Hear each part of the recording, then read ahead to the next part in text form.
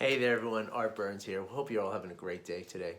So, of all the many, many wonderful things our minds do for us, there's two things that the mind does extremely efficiently that aren't always the most helpful things for us in our lives.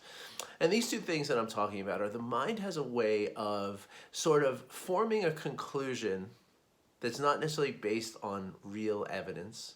And then the mind has a way of forming stories around that conclusion, which reinforce that original conclusion that, again, might not be based on real evidence. And so let me give you a couple of examples of what I'm talking about. So a couple of months ago, my family and I were getting ready to move from one home to another, and so I have this old truck that we haven't been using it because my wife got a new car and I don't really drive. I ride my bike everywhere, and it just kind of. But we don't want to sell it because whatever. And so the thing was sitting in the driveway for some time, and the battery died. Okay. And so I go in one day and I'm like, we're getting ready to move. So I'm like, okay, I gotta, kind of load the truck up and bring some stuff over to the new place and that kind of thing. So I start the thing, it doesn't start. And I'm like, oh, darn it, battery's dead. And dead. I mean, completely dead. No lights, no nothing, right? And so I jump the car, I hook it up to my wife's car, I run the jumper cables, I let it run for a long time and finally get some good juice in there, get the car to start, right? Get the truck to start.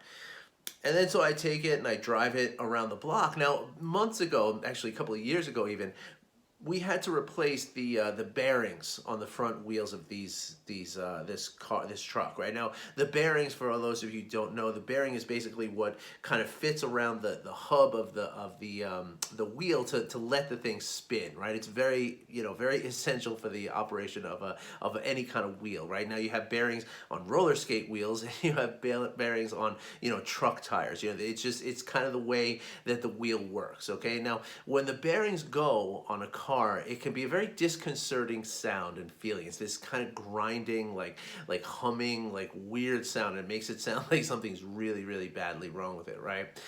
It's not that bad, and you can drive for some period with it, but you definitely want to get it fixed. Like, it's not the kind of thing you want to just let go, because eventually, your wheel could fall off. It's like, it's not good, right? And so we had replaced both the bearings because we heard these noises. And first it was on one side, and then we had that one replaced, and then the other one started, oh gosh, now we have to have that one replaced. And it's a hassle. You got to bring a car in, you got to, it's not cheap. I mean, it's not the most expensive repair, but it's not cheap. And so I started the car, finally got it charged up, take it around the block or two, and I'm like, and I hear that same grinding noise. I'm like, oh my gosh, and this mechanic just fixed the thing like less than a year ago, or maybe a little more than a year ago. It should, it's probably still under warranty, but now I got this whole hassle, and I got to take it in. Now, fortunately for me, right, I practice mindfulness, so I was able to stop the process of this thought pattern, right? Like this storytelling, right? But I could feel my mind going in that place, and if this were 10 years ago, the way it would happen, and the way it happens to a lot of people that I talk to, right, is that you just start telling these stories, right? Like so you say, like, okay, the mechanic, he screwed up, so now I'm gonna go have to tell him that he screwed up and he's got to replace the thing, and he's gonna give me a hard time, and he's going to make me pay for it, and he's going to say it's not his fault, and now it's like, you kind of construct these stories that get you to the point of like, you're absolutely certain that this is going to be a huge problem, right? Like you absolutely are sure. And so now what happens, you wind up getting a paralysis, right? An inertia of like not wanting to take the action because you don't want to deal with the bad news. Either it's going to be really expensive, or it's going to be, a problem with the person, the mechanic in this case. But let's say it's something that, is, you don't, you haven't talked to your spouse about this one thing for a while, and something didn't get done that you both agreed would get done, and you kind of make this assumption, well, he or she's not doing it for this specific reason, and then you start telling yourself like they're doing it for this specific reason, and that's not fair, and you go on and you go on and you go on and you go on, and you make these stories up in your mind, right? I'm sure you know what I'm talking about. It's kind of hard for me to give you concrete examples, but I'm sure that if you look at some of the situations in your life, you realize that we do this, right? We create these stories. So anyway, back to my truck. so I'm driving it and I'm trying to, okay, so for that night I put it back and I was like, oh gosh, I don't want to deal with this, but I'm not going to let myself, go off on these stories. I'm just going to let it sit. I don't have to deal with it tonight. I'm just going to deal with it tomorrow, And so the next morning I start the car up and I'm like, okay, well, you know what? The best thing to do right now is to just get the battery charged up anyway. So let me take it for a nice long drive, right? Let me drive it, for a half hour or so and get the battery charged up a little bit, And I'm hearing this grind, and I know that it's not something emergency. You don't have to deal with it right this second. Nothing's going to happen if I don't deal with it for a few days or even probably a couple of weeks, right? And so I'm driving the truck, and I'm as the battery's charging up, I realize that the noise is going away. And so the thing is, I'm trying to tell you, like, again, 10 years ago, I would have formed this whole, and I started to do it even that night, is that I started to form this story of like, okay, it's the bearing because I hear that same noise that was the bearing last time. And so therefore, I know it's the bearing without a doubt. Right, like there was no doubt in my mind that it was the bearing that was wrong with this truck, and that was going to lead to this conflict with the mechanic, and the mechanic was, it's going to lead to some money that I had to spend that I didn't want to have to spend, and on and on and on and on. Right, like I could feel my mind going there with this story. But it turns out the very next morning, I'm driving the truck and I realize that the noise is going away. So now I surmise that it had to do with the dead battery and probably the anti-lock brakes, which are connected to the battery. They must have just been not disengaging properly. So there was a little grind on the brake pad. And in other words, there was absolutely nothing wrong with the truck. Right, and now the truck's driving. There's no problem with it. It's easy, right? Like there was never a problem, right? But this is the way the mind works, right? And the reason why the mind works this way is because it's basing its judgments, and that's a big word here. I'm going to get back to that in a second. It's basing its judgment on past experiences. Right, and that's just the way the brain works. Right, as soon as you experience a sensory experience, right, whether that's an outer sense or the memory of something that comes from within your body, right, but like in this case it was a noise, right. So I hear that noise. Now my brain, right, inside my brain, my hippocampus and my amygdala talk to each other and say, wait a second, we know that noise and it's a problem. Right, and now you go into your neuronal connections in your brain, and you find this memory. Right, and this memory of that noise was this thing that had to be repaired and cost X hundred of dollars, and it was a hassle because you had lost your car for a couple of days, and on and on and on. Right, and so that's how the process works, right? And that's why we come up with this, like, boom, this is the problem. I'm sure of it.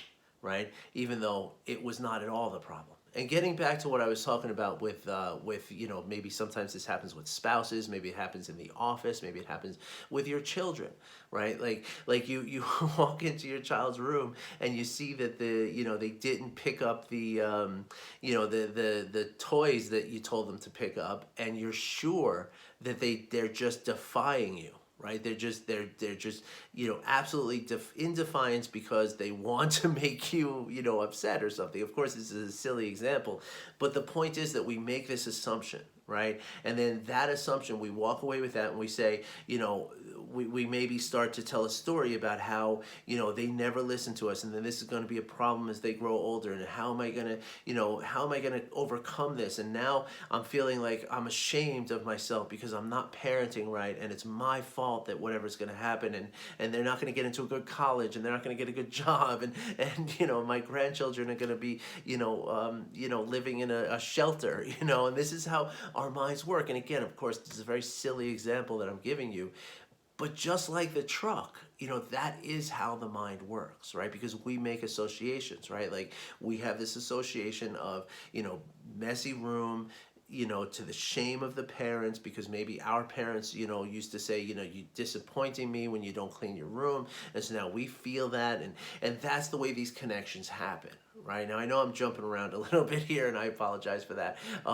But the idea here is, though, that we do jump to these conclusions, and we tell stories based on these conclusions. These stories happen very, very quickly and very, very efficiently.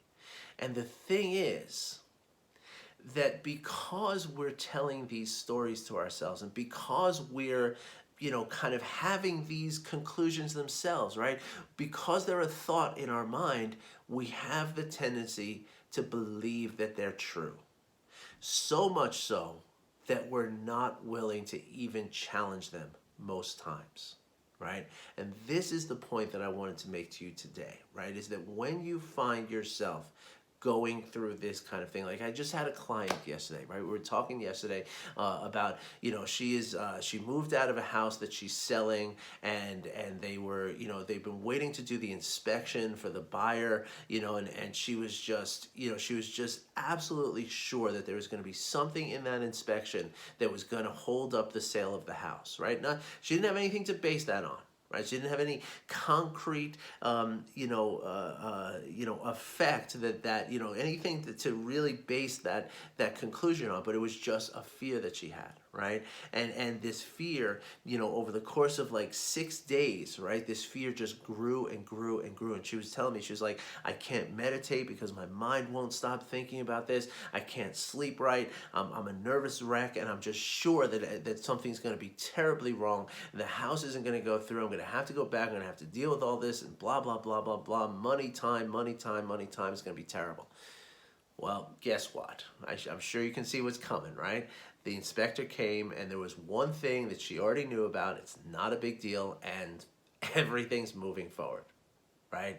And so again, the idea is that we come up with these conclusions, based on stuff that's not real, right? So the first thing to do is to really ask yourself, is this conclusion I'm making, is it based on reality, right? And the way to kind of challenge that is to ask yourself, what if the exact opposite is true, right? So in other words, what if my child just got bored with cleaning her room? Right? It's nothing to do with me or my parenting or anything. What if it was just sheer boredom or distraction? Right? What if my truck, what if it's not the bearing? What if that's not the problem? What if the inspection goes through and I, as much as I think that based on just an assumption, I think there's going to be something wrong, well, what if everything's fine? Right? And the thing is that just by challenging that, right, by just, stepping back and saying, well, what if, right? What we do then is we interrupt that whole process, right? And that's the whole point of mindfulness, right? We interrupt that process, and then we can see, are we making some kind of, erroneous judgments based on something that is not real, right? And just taking that step back and questioning that judgment, questioning that conclusion that we're jumping into, we have now practiced a little bit of mindfulness, because now we're creating an objectivity between what we're experiencing and what could be the reality of what we're experiencing, right? We're creating an objectivity of our own process of our mind, and that alone is a practice of mindfulness. And if you do that over and over and over, right, every time you find yourself in this sort of overwhelm of thinking, of worrying about something, and you find yourself going over it over and over and over again, just take a pause, step back, and say, what if the opposite is true? What then? What happens with the stories in my mind? What happens with the worry that I'm feeling in my body? What happens with the potential outcome, right? Like, what changes if the opposite is true?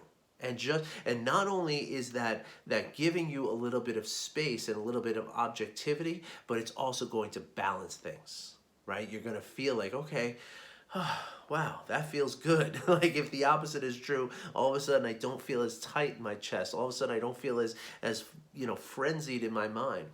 All of a sudden I feel like, well, I can get through this, okay. It's not that bad, right? And that is the basic tenet of non-judging awareness, right? Is just noticing what is, right? Noticing what is actually happening right here, right now, with clarity, with honesty, with full transparency, right? Without the influence of these implicit memories that we have, or these biases that we hold, or the traumas that we've gone through in our lives, because that ultimately is where most of this comes from. Right, like the fixing my truck, months ago. It actually happened when I was driving from New York to Denver. Just me and my cat, while my kids and my wife flew over in a plane. I was driving, my guitars and my cat over here in the truck, and I was like, oh my gosh, here I am in the middle of nowhere, and this thing is happening to me. It was a very sort of frightening thing. So that trauma, right? I mean, ultimately found it was okay. I got here, everything was fine. We got the truck fixed when we got here, but the worry and that emotional trauma that I dealt with, of the fear that could be like just getting stranded in Kansas with a cat and a truck full of guitars, like that was like, wow, that's a bad situation. And so that is what formed this implicit memory that then made me jump to this conclusion, right? And unfortunately, our lives are full of these things, right? Just absolutely full of them. Like I said, with your kid in the bedroom, most of the conclusions that you jump to because of your child's room are stuff that happened to you, right? Like that's why your mind is jumping to these. So again, ask yourself, like, does your child really feel the way you think your child feels in this situation? And what if the opposite is true? What then? Try it. Give yourself some time and try that out. I would really recommend it. And I would really love to know what your feelings are on this. Seriously, I really would love to know your feelings on this, because this is a big deal. Because again, this is one of the things that our minds do extraordinarily well and efficiently, right? And it can lead to this just absolute inertia, and there's this just paralysis of fear, right? And this again, of course, now what this does now is this affects everything else that's going on, right? Because while we're wrapped up in this fear, right? Pardon me. While my client was wrapped up in this fear about this inspection on her home for 6 days, right, or whatever it was, right? Every decision she makes during that time, every interaction she has with another person during that time, every experience she goes through during that time is going to be filtered and colored by this worry, right? And this fear. So she is never in that time that she's feeling this overwhelming worry, she's not really present with life. She is not showing up to her life. So that means that your relationship with your children is going to be thrown off. That means that your relationship with your coworkers, your spouse, your friends, your everything is going to be impacted by the way that you are processing this fear. Okay, so that's why it's really important that when you find yourself stuck in that cycle of fear, stop for a moment and say, what if the opposite is true? And see what happens. And now, the thing that happens is once you've done that, once you've created that objectivity and you've created a little bit of that balance, now what happens is now you can see, like, okay, am I really looking at this for what it really is? Or how much of this is impacted by my memory, right? And my sort of assumptions and my sort of, predispositions and stuff like this, right? The more, and once you can do that, now you can see what is. Right? And now you can take that a step further, and now you can start to learn, you can start to see, okay, what is here that I'm not letting go of, right? Like what memory am I not letting go of? Or what reality of this am I not accepting? Right? Because when you're in emotional turmoil, it's going to be one of those two things, in addition to not seeing it clearly. So try it out. And let me know how you think. Let me know how it feels to you, and what happens when you start doing this. Okay, and this, again, this is a mindfulness practice. So for people who feel like, oh, I can't do meditation, I can't spend the time, I can't do this, doing this then is a way to practice mindfulness. Because again, because of the way our minds tell stories and jump to conclusions, you will have plenty of opportunities to do that, probably every single day. And so if you notice it, which is also a practice of mindfulness because you're bringing awareness to it, you notice it, then you question it, you're giving yourself objectivity, you're questioning the judgment that you have on it, and now you can practice non-judging awareness. And so the more you do this, the better you're going to get at doing this. So check it out. And thanks for listening. I really appreciate you, and I hope you all have a great weekend. And please, like, subscribe, comment, share, all that YouTube stuff. Please do it. It's it doesn't take long. Even just a couple of words. Apparently this really impacts the algorithms, right? And this can get it in front of more people who might find it helpful and might be able to benefit from some of this stuff that I'm talking about here. All right, and so the more you like it, the more you share it, the more you comment on it, and the more you subscribe to it. Right, subscribe to the channel if you're not already a subscriber rather.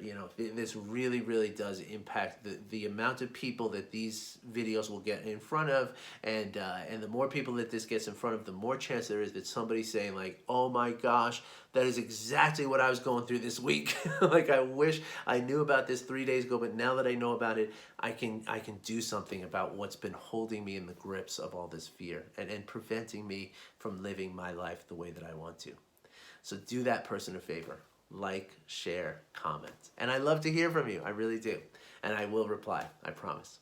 All right, everybody. Thanks again. I wish you well, and have a great weekend. Talk to you soon.